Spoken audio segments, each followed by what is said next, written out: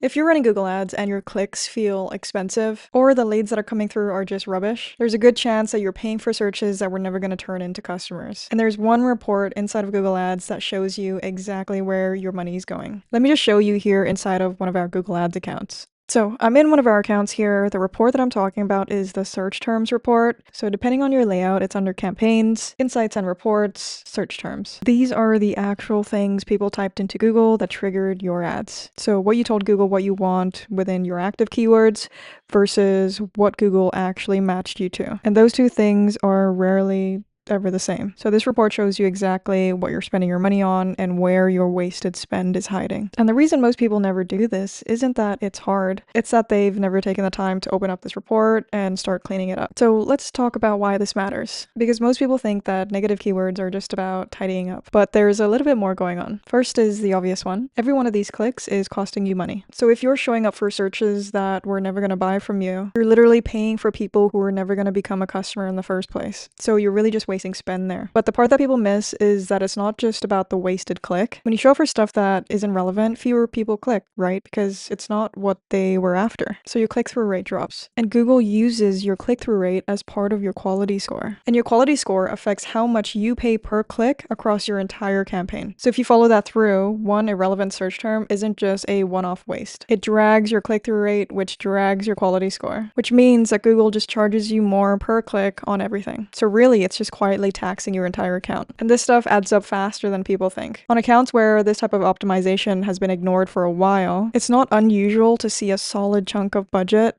sometimes 20, 30, 40%, going to searches that we're never going to convert. So cleaning that up doesn't just mean that you've saved that wasted spend, it also lifts your click-through rate, which brings your cost per click down, which means that the same budget now buys you more of the good clicks. So it just compounds as you keep doing these optimizations. So let me show you what this looks like. So if I sort this by cost, the expensive stuff floats to the top, and you'll almost always find searches in here that have nothing to do with what you sell. So a classic example is, say you're a service business. Say you sell advertising services. You might see stuff like jobs in advertising, or advertising salary, or how to do advertising yourself. None of those people are going to buy from you. The person searching for jobs wants to work for you, not hire you. The person searching how to do it yourself is literally telling you that they're not going to pay somebody, but you're paying to show up in front of all of them. So what I'd do is I'd go down this list, and anything that could never become a customer, you add as a negative. So jumping into this account, these guys are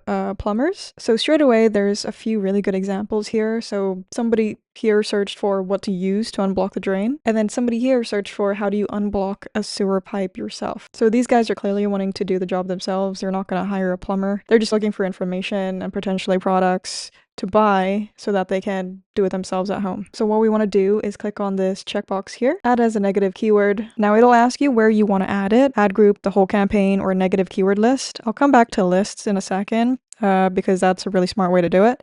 For now, let's add it to the campaign level. And just notice the match type. It automatically adds this negative keyword as an exact match type because of these brackets here. You can add it as exact match type, phrase match type, or broad match type. The match types really matter. You never want to be adding broad negatives because a broad negative can really negate anything that's loosely related to those words. So it could potentially block whatever active keywords you're already running in the account. So we want to avoid negative broad match keywords. So I normally stick to exact or phrase. Exact blocks just the one specific search, exactly as typed. Oftentimes, like the plural and the singular version of the term, and like spelling mistakes will come through as well. But exact pretty much blocks that exact search term. Phrase match blocks anything that contains those words. So it's a bit wider, but still really well controlled. Both do a really good job without the risk of cutting off any good traffic. So if I'm killing off like one specific junk search, then I'll do exact. If I want to catch a few variations, I'll do phrase match. So if I were to phrase match the first three words here, what to use, anybody that types in what to use for any question will be blocked. So what to use to unblock the drain, what to use to unblock the pipe, whatever it might be, they'll all get blocked. So in this case, I'll do phrase match because most of the time I am using phrase match negatives. So what to use to unblock the drain. So if somebody types in what to use to unblock the drain in my toilet or in my bathroom or in my house, they'll all get blocked. Cool. Hit save and you're done. Super simple. That search will now stop triggering your ads. And what you want to do is just repeat that down this list, tick the junk ones, add as a negative, and then keep going. Okay, so another reason why this really matters for businesses is because doing it doesn't just mean that you get cheaper clicks. It's also about lead quality because junk searches don't just cost you money, they also attract junk leads. And junk leads are worse than no leads because now somebody on your team or you is spending time chasing down these people who were never going to buy from you in the first place. So it just clogs your follow-up process and it just wastes your sales time. Also, it makes your numbers lie to you. If you think about it, if you're looking at your cost per lead in your account and thinking this actually isn't too bad, but half of those leads are actually people who can't be sold to, then you're actually optimizing towards the wrong number. You're patting yourself on the back for cheap leads that were completely worthless. So the goal was never to get as many leads as possible or cheaper clicks. We want clicks and leads from people who are actually going to become a customer. That's really the whole game. And honestly, this is one of the first things that I check inside Google Ads accounts that I audit. Nearly every single time there's a broad campaign that's burning through most of the budget on searches that we're just never going to convert. Usually what I see is about 30 to 40% of wasted spend just going towards irrelevant traffic. I've seen a generic campaign chew through the majority of a budget at a really good cost per lead, while the tight and more specific campaign was pulling a lower volume of leads at a higher cost per lead, but a much higher portion of those leads were turning into paying customers. A big chunk of that waste is search terms that should have been negated months ago. Now, just a few things to note, because I don't want you going and cutting half of your account by mistake. Don't get too trigger happy. Some searches look irrelevant, but they actually convert. You'll get searches that sound like somebody's doing research or just looking for information, but they still ended up booking a call or buying from you. So before you go ahead and cut something, make sure you're looking at the data that's within your ad account. Did it convert? Did it lead anywhere? Don't just cut on gut feel, cut on the data and the performance metrics that's on your dashboard. Now, going back to negative keyword lists, every account should have at least one negative keyword list because it's going to save you so much time. You want to build a negative keyword list at the account level as a shared negative list because otherwise you're doing this campaign by campaign, one at a time, forever. If you do it once at an account level, you can apply it across all the different campaigns that you have active in your account. So to do that, head to Tools, Shared Library, Exclusions List, hit the plus icon, name it Account Level Negatives, paste in a few negatives to start, so drainage,